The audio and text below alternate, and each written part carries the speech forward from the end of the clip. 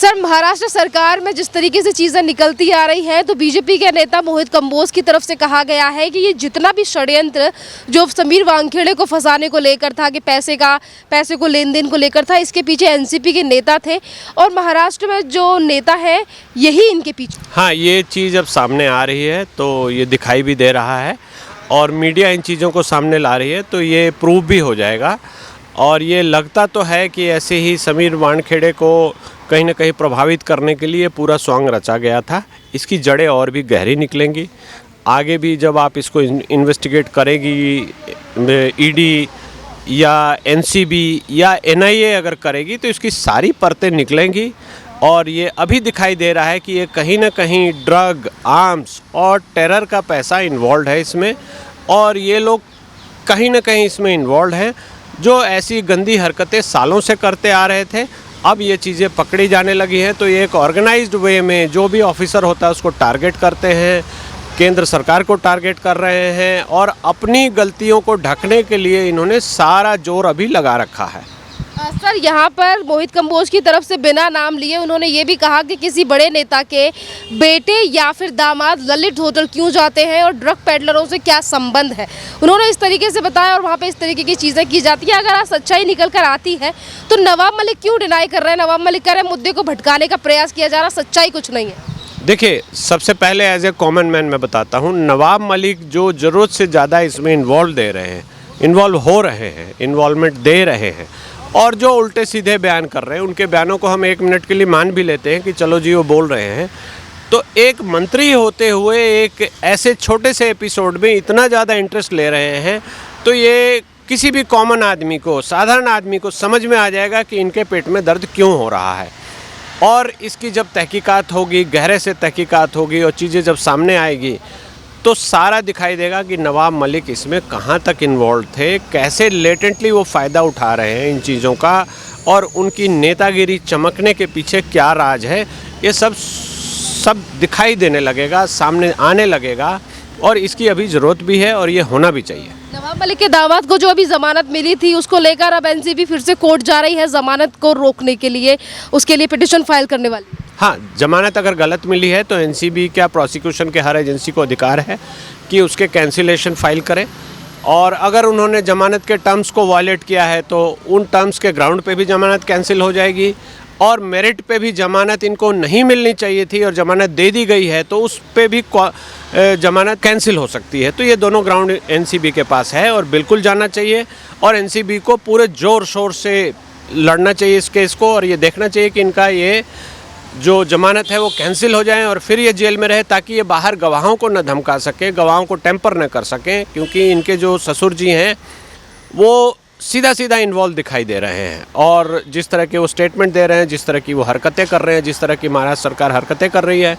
तो न्याय के लिए ज़रूरी है कि इनकी ज़मानत कैंसिल हो जाए, ये कस्टडी में रहें और सारा इनपुट ये ना दे पाए। जब चार्जशीट फाइल हो तब देखा जाएगा कि क्या होता है इनके साथ। नवाब मलिक ने जिस तरीके से आर्यन खान ड्रग मामले को लेकर राजनीति करना शुरू हुई और अब उसी मामले को लेकर खबरें ये आ रही है कि एनसीपी के नेता ये सब इसीलिए कर रहे थे क्योंकि शाहरुख खान से कुछ पैसा चाहते थे, वसूली करना चाहते थे और इसीलिए सारे नेता एक के बाद एक आर्यन खान ड्रग मामले को लेकर बयानबाजी कर रहे थे। ये तो एविडेंट है और ये सबको पता है, ये हम तो हमारे भारतीय फिल्मों में भी ये मॉड्यूल दिखाया जाता है तो ये बात कहीं है तभी तो।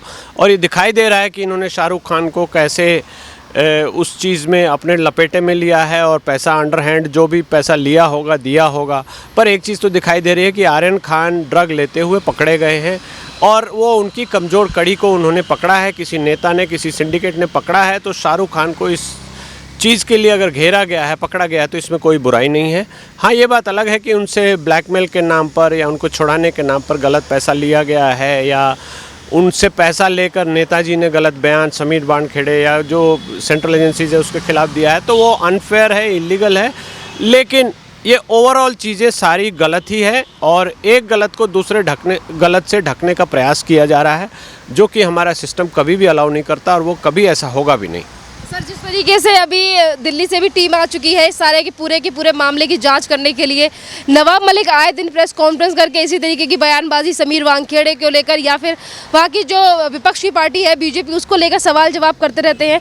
अगर बात आर्यन ड्रग मामले की जाए या समीर वानखेड़े की जाए जिसको लेकर निराधार आरोप लगाए जाते हैं, अगर एनसीबी जाँच करने बैठती है, नवाब मलिक से सवाल पूछे जाते हैं तो एनसीबी को बुलाना चाहिए इनको कि आपके पास इतनी जानकारी आई कहाँ से, पहली चीज़ ये बताइए। बिल्कुल बुलाना चाहिए और ये फेयरनेस में, इन ऑल फेयरनेस में उनसे पूछा जाए कि आपके पास बड़ी जानकारी है, आप प्रोसिक्यूशन की मदद कीजिए। हो सकता है कि गलत ही आदमी पकड़ा गया हो तो कम से कम प्रूफ तो दिखाइए। लेकिन मैं जानता हूँ और सबको दिखाई भी दे रहा है कि चूँकि इनका दामाद इन्वॉल्व है तो बदले की भावना से वो ऐसी बकवास कर रहे हैं।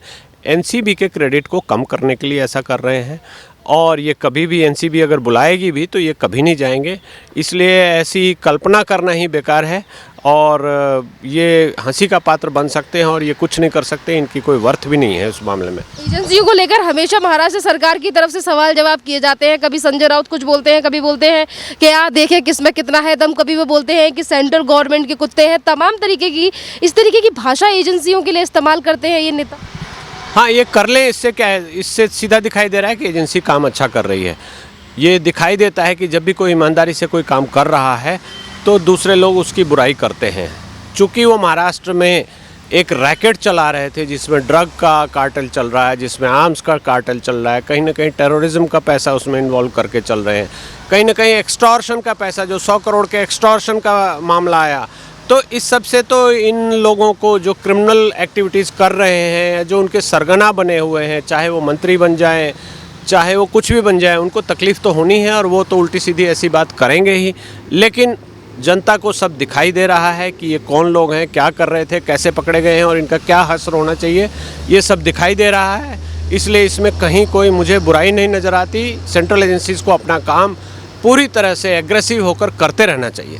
सर, जिस तरीके से मैंने आपको पहले बताया कि बीजेपी के नेता ही कुछ शामिल हैं, यानी कि सुनील पाटिल जैसे लोग हैं जो इस तरीके से शाहरुख खान से पैसा ऐंठने के लिए इस सारे मामले को लेकर, चाहे फिर वो केपी गोस्वामी हो या फिर प्रभाकर सैल हो, इन सब लोगों का इस्तेमाल, सैम डिसूजा, अगर ये सारी चीज़ें सामने आ रही हैं कि सब महाराष्ट्र सरकार करवा रही थी, अगर जाँच बैठती है तो कितनी मुश्किलें बढ़ेंगी इस सरकार की? महाराष्ट्र सरकार की तो मुश्किलें बढ़ेंगी, लेकिन वो जांच सेंट्रल एजेंसी इन चीज़ों को क्यों जांचेगी? कोई ज़रूरत नहीं है। एनसीबी का मैंडेट तो है ड्रग को, कॉन्ट्राबैंड को सीज़ करना, वो उन्होंने सीज़ किया, उसकी प्रोसिक्यूशन करेंगे। एनआईए अगर इसमें स्टेप इन करती है तो एनआईए भारत की सुरक्षा से संबंधित और जो टेररिज्म का एंगल है सिर्फ उसको इन्वेस्टिगेट करेगी। उस प्रोसेस में ये सारी चीज़ें एक्सपोज हो जाएंगी। इसलिए हमें ऐसा मांग करना चाहिए कि एनआईए को ये पूरा केस हैंडल करने दिया जाए। इसके साथ साथ और भी जितने केसेस इससे रिलेटेड हैं, जो सुशांत सिंह का केस था, वो सब एनआईए को हैंडल करने दिया जाए, सीबीआई से लेकर उनको दे दिया जाए, ताकि इसके जो इंटरनेशनल सिंडिकेट, जो टेररिज्म से, जो सिंडिकेट से जो जुड़ा हुआ है मामला, वो सामने आए। वो हमारे देश की सुरक्षा के लिए बहुत ही ज़रूरी है। ये लोग कह सकते हैं कि एनआईए का ये काम नहीं है, लेकिन देश हित में ये ज़रूरी है और ये होना भी चाहिए और इसका किसी को विरोध नहीं करना चाहिए, सबको वेलकम करना चाहिए कि आप आइए, सारी चीज़ों को खोलकर एविडेंस वाइज सबको सामने दिखा दीजिए और अगर कुछ इसमें गलत है तो उसकी सज़ा होनी चाहिए, नहीं है तो लोग बरी हो जाएंगे। एनसीबी लगातार इनके दामाद और इनको लेकर चीज़ें छान रही है। बीजेपी के नेता लगातार कह रहे हैं कि इतनी संपत्ति नवाब मलिक ने कैसे बनाई, करोड़ों में किस तरीके से पैसा आया। तो दूसरी तरफ नवाब मलिक कहते हैं कि आर्यन खान को किडनैप कर लिया समीर वानखेड़े ने, पैसे लेने के लिए, घूस लेने के लिए शाहरुख खान से। अगर ऐसा था तो जब उनको किडनैप कर लिया मान लेते हैं, तो जब उनको अदालत में पेश कराया गया तो वहाँ ये बात वो जाकर बोल देते। उनको जज साहब समीर वानखेड़े पर एक 363 का मुकदमा भी डाल देते कि आपने किडनैप किया है और इनको घर भी भेज देते। ऐसा तो हुआ नहीं है। तो ये बेकार की बातें, बिना सिर पैर की बातें, बकवास वाली बातें, ऑफ द रिकॉर्ड कुछ भी एक नेता हैं इसका मतलब थोड़ा है कि बिना सिर पैर के कुछ भी बोल देंगे। ये एक कानूनी प्रक्रिया है, इसको ये चलने दें, इसके बारे में ज़्यादा टीका टिप्पणी ना करें। अगर ये टीका टिप्पणी करते हैं तो इनको भी कोई एक्यूज इसमें बनाया जाना चाहिए, इनके खिलाफ भी चार्जशीट दाखिल होनी चाहिए। इनका दामाद तो पहले से ही लिपटा हुआ है, अब ये भी लिपटने चाहिए और इनकी पूरी जाँच होनी चाहिए कि आपका पैसा कहाँ से इतना आ गया, आप कितने बड़े कबाड़ी, इतने बड़े कैसे हो गए कि आपने इतना पैसा रातों रात कमा लिया। 2 साल 4 साल में आपकी इनकम 1000 गुना बढ़ गई है, ये कैसे हो सकता है? तो ये सब की जांच होनी चाहिए गहरी, और सब सामने लाया जाना चाहिए। सर, जिस तरीके से अभी कुछ देर पहले मैंने आपसे पूछा कि जमानत को लेकर एनसीबी वैसे भी कोर्ट जाने की बात कर रही है, दूसरी तरफ जो अभी टीम दिल्ली से मुंबई पहुंची है 6 अधिकारियों की टीम, उसमें अब चेंजेस कर दिए गए हैं कि पूरे मामले के जो हेड रहेंगे वो संजय सिंह रहेंगे, पर टीम में अभी भी रहेंगे समीर वानखेड़े। क्या अब नवाब मलिक जो नए अब हेड बने हैं, जो अब फिर से डायरेक्ट करेंगे केस को, क्या आप उस अधिकारी के पीछे पड़ जाएंगे? अगर नवाब मलिक साहब को तकलीफ़ होगी, क्योंकि समीर वानखेड़े यहाँ पर पहले से हैं और कहीं ना कहीं वो नवाब मलिक साहब की जड़ों तक पहुँच चुके हैं, इतना कुछ जान गए हैं कि नवाब मलिक की सारी पोल पट्टी वो इन्वेस्टिगेशन में खोल देंगे, इसलिए नवाब मलिक साहब को इसकी तकलीफ़ हो रही थी। अब नए ऑफिसर अगर ऐसा कर लेते हैं या समीर वानखेड़े के इनपुट से अगर ऐसा करना शुरू कर देते हैं, तो जाहिर सी बात है वो तो फिर कहेंगे कि ये भी सेंट्रल गवर्नमेंट ने जानबूझ के इनको भेजा है और ये जानबूझ के मुझे तंग कर रहे हैं। तो इन चीज़ों ये तो कभी भी ये बोल सकते हैं, इनका कोई भरोसा नहीं, कुछ भी बोल सकते हैं, उसके लिए हमें तैयार भी रहना चाहिए। अगर अपने आप को बार बार पे कहते हैं कि केंद्र सरकार हमारी सरकार को गिराने के लिए एजेंसियों का इस्तेमाल कर रही है, तो फिर ये एजेंसियों को इन्वेस्टिगेशन क्यों नहीं करने देते पूरी तरीके से? देखिए, सरकार को गिराने के लिए केंद्र सरकार कुछ नहीं करेगी। केंद्र सरकार के पास पहले भी ऑप्शन था, बीजेपी के पास पहले भी ऑप्शन था कि सरकार बना सकती थी। बीजेपी ने गंदे लोगों से हाथ मिलाना सही नहीं समझा, इसलिए बीजेपी केंद्र में जो भी एक्टिविटीज़ हो रही हैं, इंडिपेंडेंट है, ईडी है, एनआईए है, एनसीबी है, सब इंडिपेंडेंट एजेंसीज़ हैं, एज़ पर लॉ चलती हैं, वो अपना काम कर रही हैं।